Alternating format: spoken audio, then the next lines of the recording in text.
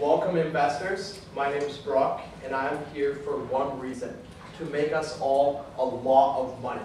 We have an incredible, disruptive product that we're going to unveil today. We have a first mover advantage which is going to take the market by storm and be incredibly profitable for us. So without further ado, our product here today is the electric pet petter. So what is this?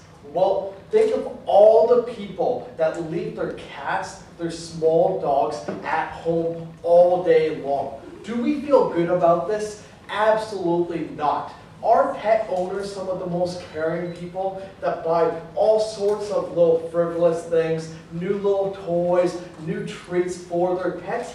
Yes, they do.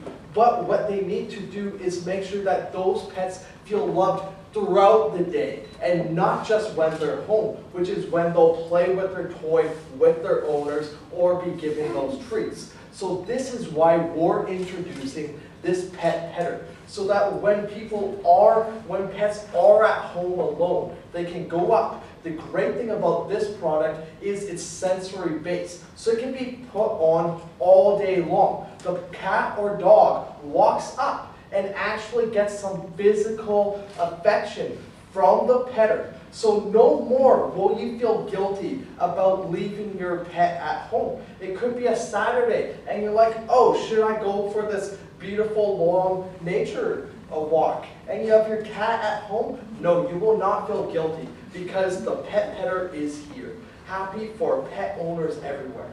So, who are we selling to? We are selling to people that are emotionally connected to many things, like this gentleman here. We're targeting those passionate people at the office all day long. They want to get home to their pets, but unfortunately they're tied up doing things at the office. So we want to make it as easy as possible for them to be guilt-free in actually staying here. We want to make sure that when they come home, their pets aren't going to be upset, but they're going to be happy, still run and answer to the door, still have everything that the love that they always care. Because there's nothing greater for a pet owner than to come home after a hard day and actually see that friendly face greet them, say besides a cold beer perhaps. So, what are we actually going to do? We have three main pillars on how we are going to take the market by storm. The first is oral communication. The pet owner community is close. People love talking about their dog. They love talking about their 20 cats. And we think this is fantastic for us because this is exactly what we're going to piggyback and be able to spread the word of this new revolutionary pet petter, so that people will say, oh, have you got this? Oh, you feel bad about your pet at home? Well, look what I just bought. You can buy it too. Our second point is through dodgeball. One of the big things is the Vancouver Dodgeball League. So we want to actually start going out to events sort of like this, where people are going, they're more active, they're in the office, they go play dodgeball, so that they don't feel bad about leaving their pet in their condo. And lastly, surveying. We want to go out on the streets, on where people are parks, seeing exactly what people are going to get. Not only will we get better information, but it's really more of a ploy to actually push out, hey, there's this revolutionary new product here.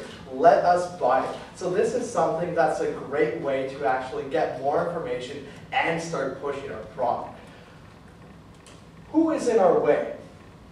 Currently, we have different toys and stuff that owners say, oh, they have some toys at home. That's okay. They have little figures like this play, lie-in, and maybe little figurines. But what we need to make sure that pet owners understand is pets do not often play with their toys when they're alone. In fact, studies show that less than 2% of pets on an average day will actually pick up a ball and start playing with it if no owner is home. So using these statistics, getting it out to the general populace and to our target market, we need to let people know that this is something that pets are going to actually enjoy, so they don't actually feel guilty when you leave your pets at home. So how much can we make? We actually think there's a few different little peaks here. First off, with our destructive technology, because we're the first mover, you can see in blue and purple, we will have a large spike of sales initially. Then when other copycats come out, we'll rely on our black brand, but there will probably be some low-cost discounters. Then you can see how there's this large spike here. This is when we actually start putting real money in our advertising campaign, and then we succeed based on our brand. But at this point, what we want to focus on is our first mover advantage, getting our product out there first, and then worry about our competitors building our brand later. So, the game changer. One of the great things is being able to have famous pet owners like George W. Bush. Little known fact, he actually has 5 dogs. Getting pet owners like him that maybe you don't expect to actually love pets as much as they do, to get this product, send them free products, and start getting endorsements from these people saying, hey, when I was as president, I wish I had this so I didn't feel bad about leaving my dogs alone all day long. We have a destructive new technology, gentlemen. We can take the market by storm. Let's use our first mover advantage and make a lot of money. At this point, I'd like to thank you, and if you have any points of clarification about the presentation, I'd be more than happy to address them. The image you showed us on the product slide makes the product look like the size of a small sewing machine. So how exactly am I going to put Airbud underneath that little machine and get it to scratch his belly so that it's happy? Yeah, exactly. So that size is meant for more cats or very small dogs.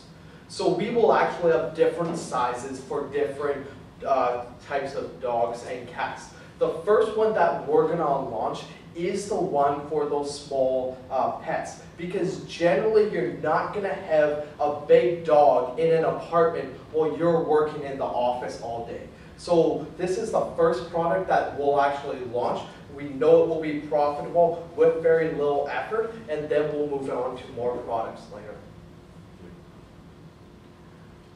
One thing that I wonder about when I listen to presentations, if you've been successful in really identifying one of the most important risks that I suspect you might face, and that's the risk of change to the U.S. patent law, and what that might have to do with the Canadian Charter of Rights and Freedoms and the UN Happiness Index. Any thoughts about that? How are you going to mitigate that problem? Yeah, for sure. So there will be some problems with the patent, but we think that there's definitely some unique features about the product, specifically that it's for pets, that's automated, that you can leave it. So it's really different than anything currently on the market. And we know that the more different something is, the easier it is to get patents than something that's slightly different. So we hear those concerns, but we really think it's different enough that this isn't a major risk. And we also have this first mover advantage. So we really want to capitalize on this, really get the product out there. We know there will be alternatives that come out when we basically create this new market of having pets satisfied while the owners are away. So assuming your product launches globally, what do you think is going to be the most successful? Yeah, for sure. So I think anywhere where people are busy, have long work hours, are away from home, and have small pets in a relatively confined space. You know, if someone has like 6 or like 10 dogs and they're outside, they have like an acre of land, it's not really for them. But it's for those people that, you know, have a small apartment, have a small cat or a dog, and are away a long time. This is what's perfect for them, so that they alleviate that guilt and can feel good about leaving their pet at home all day. Any more questions? Thank you.